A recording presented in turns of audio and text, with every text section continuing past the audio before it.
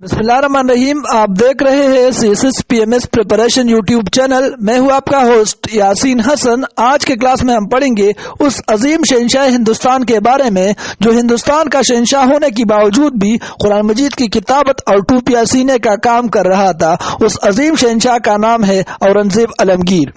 Aurangzeb Alamgir was the sixth Mughal emperor who ruled over almost the entire Indian subcontinent for the period of 49 years. Aurangzeb Alamgir Mughal Dynasty کے چھٹے سلطان ہیں. انہوں نے برصغیر پاک و ہند پر 49 سال کی حکومت کی ہے. Aurangzeb Alamgir was born on 3 November 1618 on Dahood, Gujarat, India. عالمگیر اورنگزیب وہ 3 نومبر 1618 کو دہود گجرات میں پیدا ہوئے. دہود گجرات دکن کے قریب ایک علاقہ ہے. He was the third son of Emperor Shah Jahan. وہ شاہجہان کا تیسرا بیٹا تھا اور ان کی مدر کا نام تھا Mumtaz Mahal. Younger than his two brothers. اپنی تینوں بھائیوں میں وہ چھوٹا تھا. He was also a great scholar of Persian, Arabic and Hindu language. وہ ہندو، پرشین اور عربک زبان کا ایک بہت بڑا عالم تھا. He removed the kalma from the coins. انہوں نے اسی وقت جو سکہ رائج تھی ان پہ کلمہ لکھا گیا تھا، اس نے اس کلمہ کو اس سکے سے ہٹایا کیونکہ وہ جانتا تھا کہ اس سے کلمے کی بے حرمتی ہو. اور جو کہ اورنگزیب تھا ان کا رجحان مذہب کی طرف زیادہ تھا تو انہوں نے اس کے لیے ایک بہت بڑا اسٹیپ لیا. He banned the music and disallowed the music parties. انہوں نے ناچ گانے کی پارٹیز پر پابندی لگائی. بچپن ہی سے اس کا رجحان مذہب کی طرف زیادہ تھا اور مذہبی تعلیم کے ساتھ ساتھ انتظامی اور فوجی تربیت بھی حاصل کی. 1636 میں اسے دکن اور 1647 میں اسے گجرات کا گورنر مقرر کیا گیا. تخنشینی کی جنگ میں کامیابی کے بعد اورنگزیب 1658 میں دلی میں محی الدین محمد اورنگزیب بادشاہ غازی کے لقب سے تخنشین ہوا. اورنگزیب عالمگیر ایک نہایت سادہ اور دیانتدار حاکم تھا.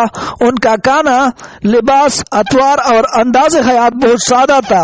اس نے کبھی بھی چاندی اور سونے کی برتنوں میں کھانا نہیں کھایا. عیش و عشرت اور شراب نوشی سے نفرت کرتا تھا اور ہمیشہ شرعی طرز زندگی کو ترجیح دیتا تھا. ہندوستان کا بادشاہ ہونے کے باوجود وہ قرآن مجید کی کتابت اور ٹوپیاں سیکھ کر اپنے اخراجات پورا کرتا تھا. وہ انتہائی محنتی اور ایک بہترین اور پرشناس حکمران تھا. مذہبی اصول اور عبادات کا سخت پابند تھا. اورنگزیب عالمگیر 50 سال تک حکومت کرنے کے بعد 21 فروری 1707 کو جمعے کی نماز کے بعد وفات ہوا اور اس کی وصیت کے مطابق اسے دولت آباد کے قریب خلاباد میں شیخ برہان الدین کے مقبرے کے نزدیک ہی دفن کیا گیا. اورنگزیب عالمگیر کو اپنے عہد میں مختلف بغاوتوں کا سامنا کرنا پڑا اور سلطنت کے مختلف حصوں میں مختلف قبائل مثلا منگول اور یوسفزئی وغیرہ نے اس کے لیے کافی مشکلات پیدا کیے. اس نے ان بغاوتوں کا دلیرانہ مقابلہ کیا اور سلطنت میں امن و امان بحال کیا. اسلامی نظام کے قیام میں بھی اسے مسئلے کا سامنا کرنا پڑا. اورنگزیب کو جاٹوں، مرہٹوں اور راجپوتوں کی طرف سے بھی مشکلات کا سامنا کرنا پڑا. سکھوں کے نویں گرو تیغ بہادر نے اورنگزیب کی پالیسی سے اختلاف کیا اور مزاحمت شروع کی، جس کی پاداش میں اورنگزیب نے اسے گرفتار کر کے جیل میں ڈالا. اکبر کے سلوک کی وجہ سے راجپوت مغلوں کے وفادار بن گئے تھے لیکن نرمی سے پیدا اٹھا کر راجپوت طاقت پکڑ گئے تھے. اورنگزیب کے عہد میں جودھ پور اور ریاست میواڑ راجہ راج سنگھ کے راجپوتوں نے بغاوت کی. اورنگزیب نے راجپوتوں کی بغاوت کو کچلنے کے لیے کافی فوجیں بھیجے اور آخرکار کئی خونریز جنگیں بھی کیے. اورنگزیب کی حکومت سے پہلے لوگوں پہ مختلف ٹیکسز اور جرمانے لگائے گئے تھے جس کی وجہ سے لوگوں کے مشکلات میں کافی اضافہ ہوا تھا.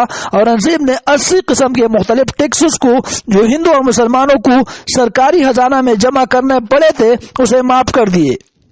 اورنگزیب نے کئی غیر اسلامی رسموں پر پابندی لگا دی اور لوگوں کی اخلاق کی دیکھ بھال کے لیے اس نے محتسب مقرر کیے. اورنگزیب نے مسجدوں اور خانقاہوں کی مرمت کی اور مؤذنوں کو بھی تنخواہ دیے. औरंगजेब ने हिंदू से रवादारी का सलूक किया और औरंगजेब के दरबार में बड़े बड़े उहदों पे हिंदू पायज रहे।